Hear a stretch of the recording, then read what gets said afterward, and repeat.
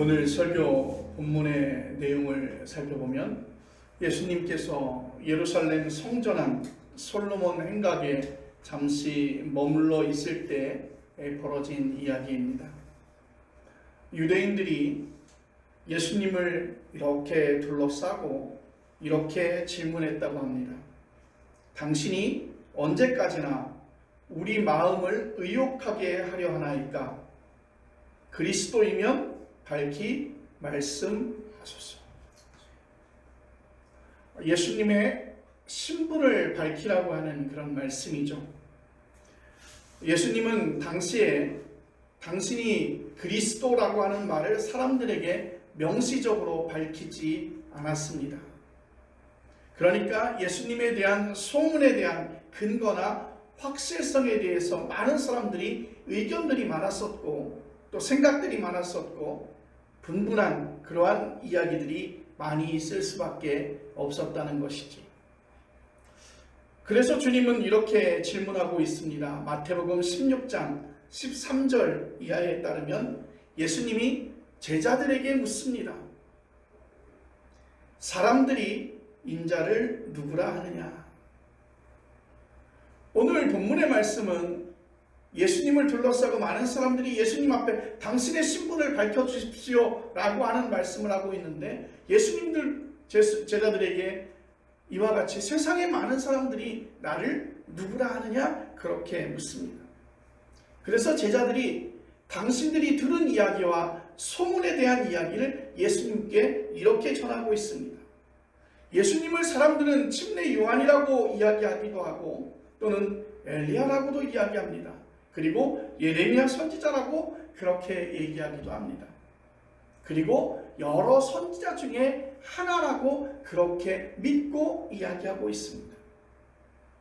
여러분, 물론 지금도 유대교와 이슬람교는 예수님을 위대한 선지자라고 그렇게 생각하고 있습니다.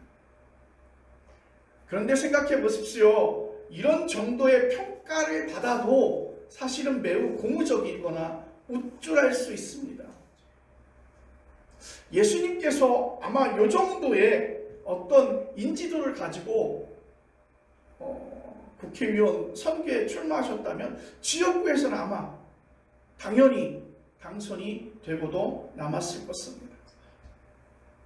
우리는 압니다. 베드로의 신앙 고백에 따라서 예수님을 그렇게 고백합니다. 예수님을 그리스도시며 살아계신 하나님의 아들이라고 그렇게 믿고 고백하고 있습니다. 그런데 여러분 생각해 보십시오. 선지자와 그리스도는 아예 다른 것입니다. 선지자는 여럿이지만 그리스도는 오직 한 분이라는 사실을 여러분 꼭 기억하시길 바랍니다. 그래서 선지자는 영적으로 뛰어난 지도자라 하더라도 구원을 받아야 될 대상이지만 그리스도는 구원을 베푸는 사람인 줄로 믿습니다. 오늘 본문에서 보면 예수님은 유대인들의 그 질문에 누구나 알아들을 수 있을 정도로 아주 명확하고 속 시원한 그런 대답을 하셨으면 좋았을 텐데 그렇지 않으셨습니다. 그 물음에 확실하고 명시적으로 답변을 해주시는 것이 얼마나 좋았을까, 그런 아쉬움들이 오늘 성경 말씀을 보면서 저는 느끼게 되는 것입니다. 그런데 궁극적인 사건이나 현상은 말로 아무리 해명하거나 설명해도 대답할 수 없고 오히려 더 많은 의혹들이 생기게 되는 것이죠. 일상에서 우리가 모차르트나 베르디 음악에 대한 경험들은 또는 밤하늘을 비롯한 우주 전체에 대한 특별한 경외심을 우리가 어떻게 말로 설명할 수 있으며 또한 말을 듣는다고 해서 그것을 공감할 수 있겠습니까? 예수님께서 나는 그리스도라고 말했다고 해도 당시 유대인들은 그 말씀을 인정하지 않았을 것입니다. 그래서 그들은 다시 그리스도라고 하는 표적을 보여달라고 요구했을 것입니다. 당신이 그리스도십니까? 그러면 그리스도라고 하는 그 표적을 우리에게 보이십시오. 마태복음 16장 1절 이하에 따르면 그런 일이 실제로 벌어졌습니다. 그 표적을 요구하는 그들에게 예수님은 이렇게 답변합니다. 악하고 음란한 세대가 표적을 구하나 요나의 표적밖에는 보여줄 표적이 없느니라. 여러분, 요나의 표적이 무엇입니까? 당시 그리스도를 바라보는 그들의 표상에는 어울리지 않는 예수 그리스도의 죽음과 부활을 가리키고 있는 것입니다. 아마 그들은 예수님의 왕되심을 그렇게 표적으로 드러내달라고 그렇게 말씀하고 있는 것입니다. 광풍이 불거나 천지가 개벽하거나 하늘에서 천사가 내려오거나 예수 그리스도의 그리스도 되심을 그렇게 보여달라고 그들은 이야기하는 것입니다. 그런데 예수님은 말씀하십니다. 내가 보여줄 표적은 요나의 표적밖에는 없다. 오늘 우리들의 심정은 어떻습니까? 예수 그리스도를 믿음으로 말미암아 예수께서 우리에게 허락해 주시는 놀라운 세상이 다 아는 그러한 복들을 허락해 주시며 그것이 놀라운 표적이고 간증이라고 생각하지 않습니까? 죽었던 사람이 벌떡 일어나고 뼈가 부러졌던 사람이 갑자기 그 뼈가 붙으며 우리가 현실적으로 설명할 수 없는 그러한 현상들이 우리 곁에 일어나면 그것을 하나님의 능력이고 예수 그리스도의 표적이라고 또한 구원의 간증이라고 우리는 그렇게 설명하고 또 그렇게 이해하고 그것을 자랑할 것입니다. 그래서 오늘 본문 25절에서도 예수님은 간접적으로 대답하신 것이에요. 내가 내 아버지의 이름으로 행하는 일들이 나를 증거하는 것이거늘. 내가 내 아버지의 이름으로 행하는 일들이 나를 증거하는 것이다. 내 아버지의 이름으로 행하는 그 일들이 예수가 그리스도라는 사실에 대한 증거라고 그렇게 예수님은 말씀하고 있습니다.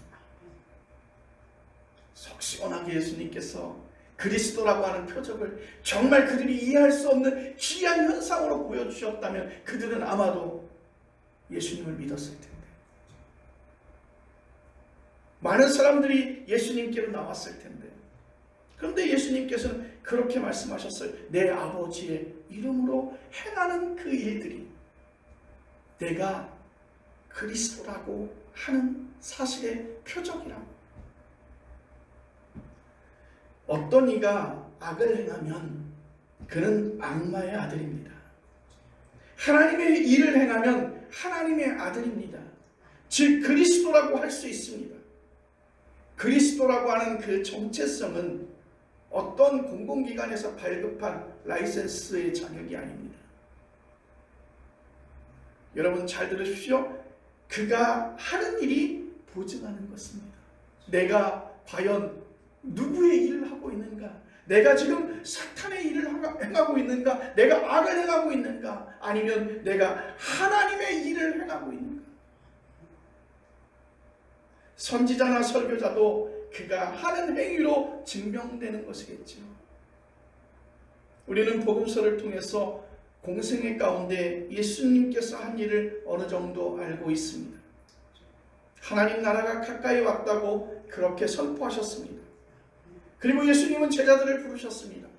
그리고 예수님은 불쌍한 병자들을 고치셨어요.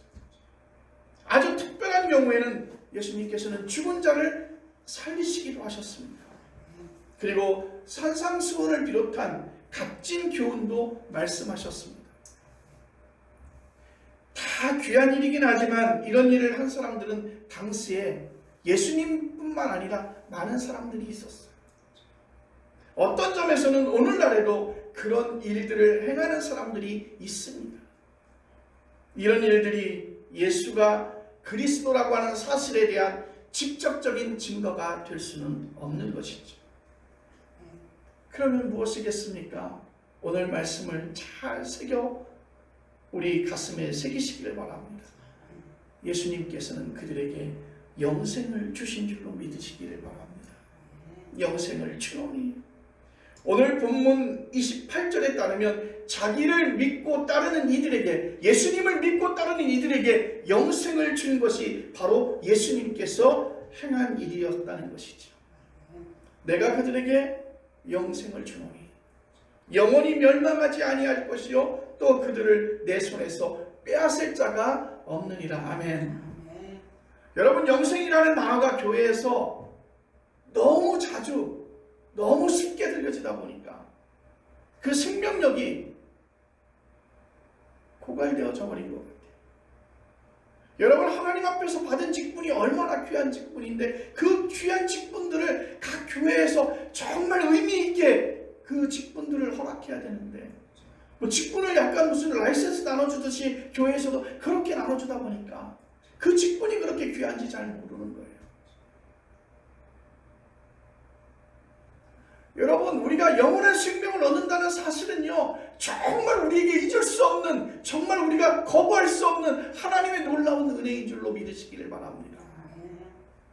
나는 생명의 떡이니 내게 오는 자는 결코 줄이지 아니할 것이요 나를 믿는 자는 영원히 목마르지 아니하니라. 나를 믿는 자는 죽어도 살고 무릇 살아서 나를 믿는 자는 영원히 죽지 아니하리라. 여러분, 이 말씀에 가슴이 뛰지 않습니까? 그런데 너무 흔하게 우리가 이렇게 이 말씀을 설교 말씀으로 또한 성경에서 이렇게 자꾸 접하다 보니까 이 말씀을 듣는데 우리의 가슴도 그렇게 뛰지 않는 것 같아요. 여러분, 생각해보세요. 나를 믿는 자는 죽어도 살고 무릇 살아서 나를 믿는 자는 영원히 죽지 아니하리라.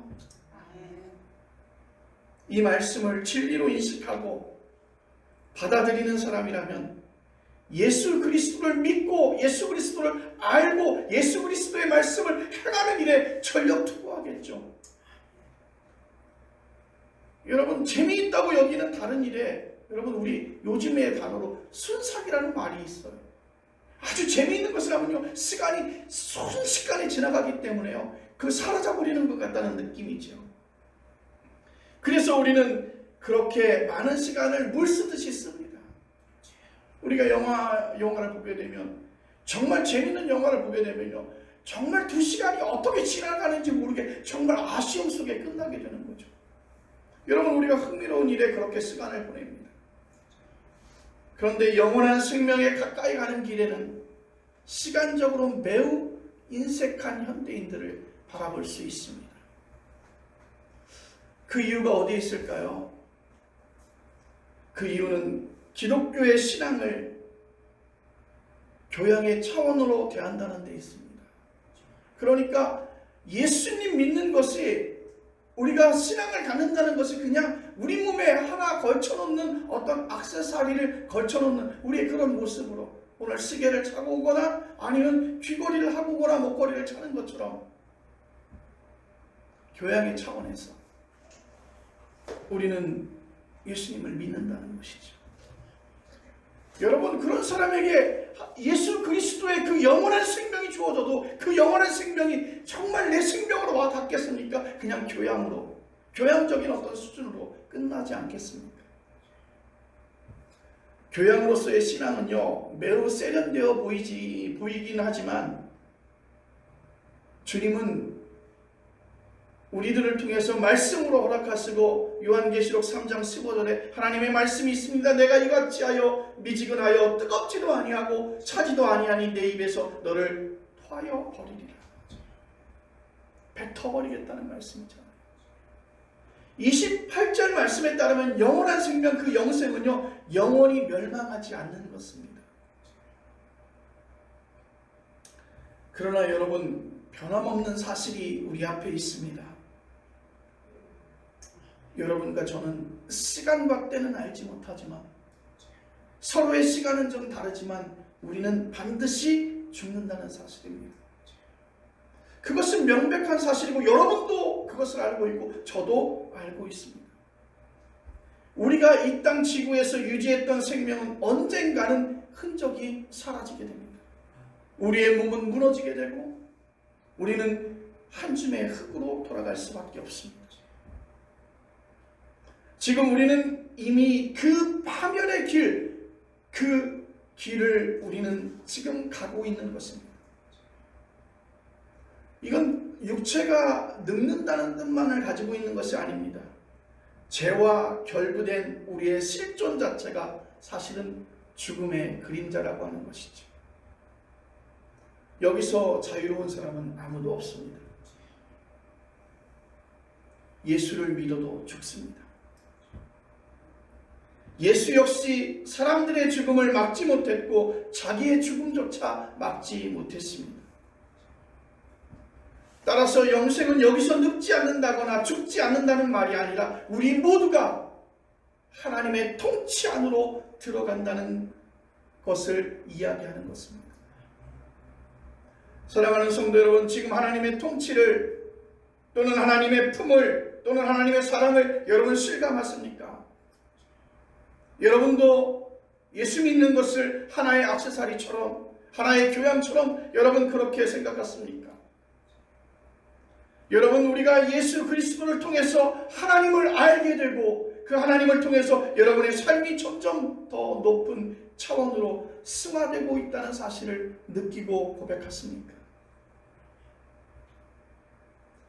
단테가 쓴 신곡에서 이런 말씀이 나옵니다. 지옥과 같은 삶에서 연옥을 거쳐 천국 같은 삶으로 상승하고 있으니까 어둠의 세계에서 빛의 세계로 올라가고 있으신가요? 사랑하는 성도 여러분, 여러분들의 삶이 정말 어둠의 세계에서 빛의 세계로 올라가고 있습니까? 그곳을 향하여 가고 있습니까? 악을 행하던 우리들이 이제 하나님의 일을 행하는 자가 되어져 가고 있다는 사실을 여러분 스스로 느끼고 그렇게 고백하십니까? 여러분, 이 세상에는 굉장히 복잡한 일들이 많습니다. 여러 가지 상황 속에서 우리는 선택하고 또 그 일을 행할 때가 많이 있습니다. 그래서 어쩌면 그 길을 행하다가 그 길을 잊어버리고 또 잃어버리고 하나님 안에 있는 생명 충만한 가운데서 우리는 그 길을 벗어난 적들이 있을 것입니다. 그런데 다시 그 길을 찾아 돌아오시길 바랍니다. 그래서 평화와 기쁨과 안식이 우리의 삶에 더 풍요로움을 우리가 다시 한번 느낄 수 있는 그런 성도들 되어지길 바랍니다. 매 순간이 하나님과 더 단단하게 이렇게 결속되어져 있다는 생각, 하나님과 우리의 삶이 굉장히 밀착되어서 이제 떨어질 수 없는 그렇게 결속의 느낌과 확신이, 그러니까 그것이 바로 영원한 생명으로 들어가고 있다는 생각이 세월이 흘러가면서 더욱더 강력하게 일어나시기를 바랍니다. 여러분, 그런 게 없다면 신앙생활을 왜 할까요? 그 신앙생활이 의미 없지 않습니까? 여러분 생각해 보십시오. 정말 열정적으로 성실하게 행복한 삶의 조건에 매달리는 사람이 있습니다. 그래서 그런 조건을 채우기 위해서 매우 애쓰는 사람이 있습니다. 주변에서 칭찬을 들을 만한 사람입니다. 배우자감으로 첫 손가락에 꼽히는 사람입니다. 아마 복음서에서 등장하는 인물로 비교한다면 아마도 율법 수행에 최선을 다하고 있는 바리새인의 모습이 아닐까요? 그런 방식으로 인생살이에서 나름 큰 업적을 세우게 됩니다. 그런데 여러분 생각해 보십시오. 내면의 세계에서 영적인 변화가 일어나지 않고 그냥 겉의 모습 속에서 율법을 행하는 자라면 그의 영혼은 공허할 것입니다. 만약 그런 방식으로 공허하지 않는다면 그는 24시간 약물에 취해서 중독되어 있을 것입니다. 체면이 있으니 공허하지 않은 듯이 위장하느라 오히려 더 피곤하고 더 낙심될 것입니다. 그러나 여러분, 다른 한 사람은 자기가 살아있다는 사실 자체에 집중했습니다. 나의 삶은 자기의 것이 아니라, 나의 삶은 나의 것이 아니라, 나의 삶은 그 누구의 것이 아니라 오직 하나님에게로 받은 또는 자연으로부터 받은 선물이라는 사실이 더 분명하게 느껴지는 것입니다. 그래서 사람이 볼 때 좋은 조건이나 나쁜 조건이 그에게는 그렇게 결정적이지 않습니다. 율법적인 사람이 아니라 복음적인 사람입니다.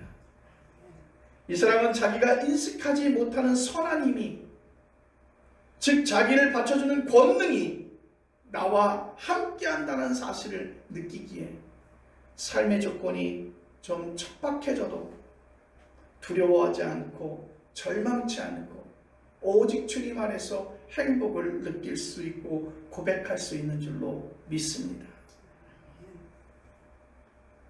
이렇게 하면 안 되는데 예전에는 그런 일들을 많이 했죠.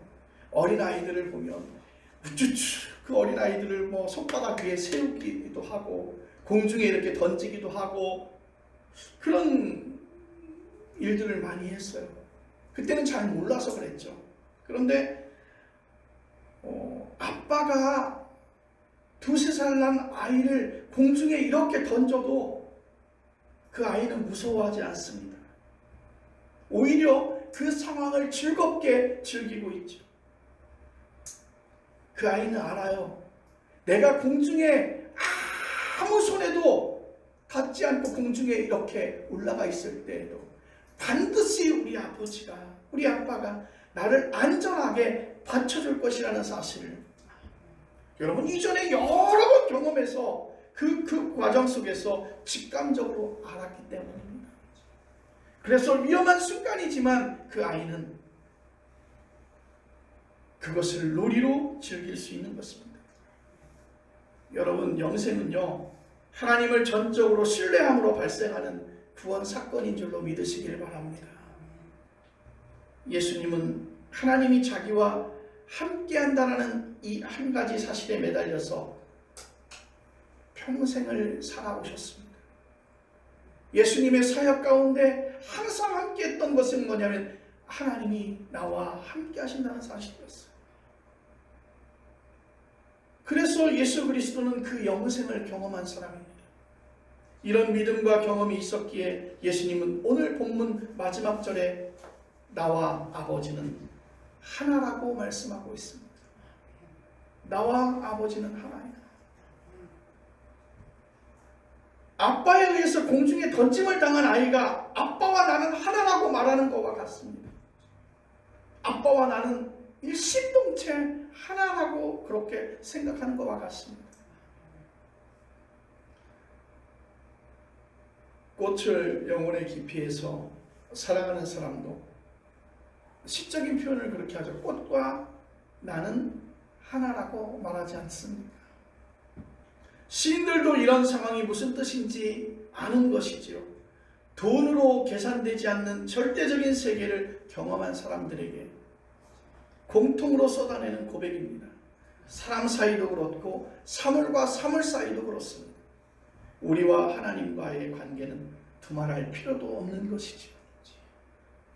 사랑하는 성도 여러분, 하나님과 나는 하나인 줄로 믿습니다.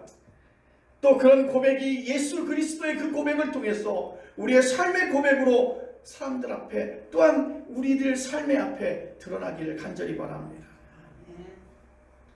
그런데 예수님의 이 진술이요 유대인들에게 많은 오해를 갖게 됐습니다. 하나님과 나는 하나이다. 그것을 그들은 신성모독이라고 오해를 했다는 것이죠. 오해할 필요가 없는 일에도 오해를 받은 것입니다. 세상살이에서 쓸데없는 오해가 많긴 합니다. 오늘 본문 뒤로 그런 옥신각신하는 이야기가 나옵니다. 그들은 예수님이 하나님을 자처한다는 특집을 잡아 돌로 치려고 하였습니다. 이때 예수님은 시편 82편 6절을 인용했습니다.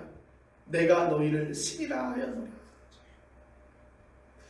하나님의 은총에 완전하게 사로잡힌 사람은 거룩하고 존귀한 사람이니까 신이라고 그렇게 표현하는 것입니다. 실제로 시편 82편 6절에 신들이라고 하는 단어와 지존자의 아들들이라는 단어가 함께 나오고 있습니다. 예수님은 마녀 사냥하듯이 돌을 든 그들에게 간곡하게 말하고 있습니다. 요한복음 10장 38절 그 말씀을 풀어서 보면 나는 믿지 않아도 좋습니다. 나는 믿지 않아도 좋습니다. 그러나 내가 선포한 영생과는 믿으시길 바랍니다. 당신들은 아버지께서 내 안에 계시고 내가 아버지 안에 있음을 깨닫게 될 것입니다. 그걸 깨달으면 당신도 나와 똑같이 하나님 안에서 살게 될 것입니다. 아멘. 우리가 영생에 참여할 수 있느냐 하는 문제에서 중요한 것은 예수 그리스도와의 관계입니다. 요한복음 10장은 예수님을 그렇게 소개하고 있습니다. 예수님은 선한 목자라. 제자들은 양이죠. 그냥 양이 아니라 예수 그리스도의 양입니다. 그래서 예수님은 반복해서 우리들을 내 양이라 그렇게 말씀하고 있습니다. 영생을 얻으려면 목자를 따르는 양처럼 예수 그리스도를 따라야 한다는, 즉 예수의 제자가 되어야 한다는 뜻입니다. 예수님이 우리의 운명을 책임지기 때문이라는 것이죠. 여러분, 이 말이 믿어지십니까?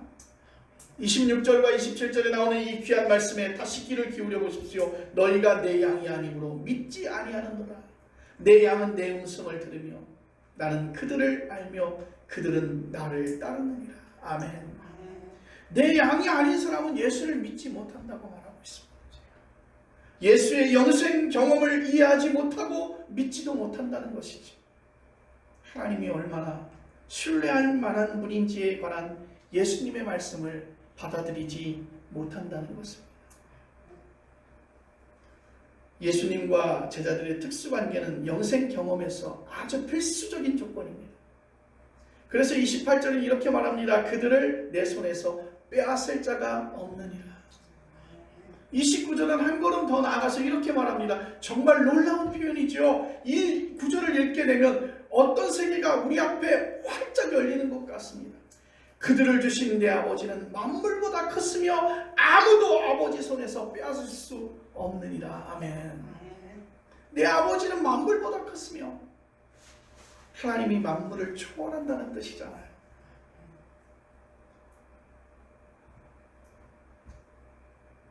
우리가 아는 건 만물이고 그 안에서 작동하는 원리입니다.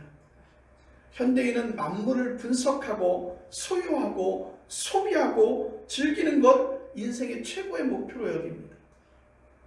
만물에 관해서 정말 아는 게 많습니다. 그런데 그걸 안다고 해서 궁극적인 현실을 아는 게 아니죠.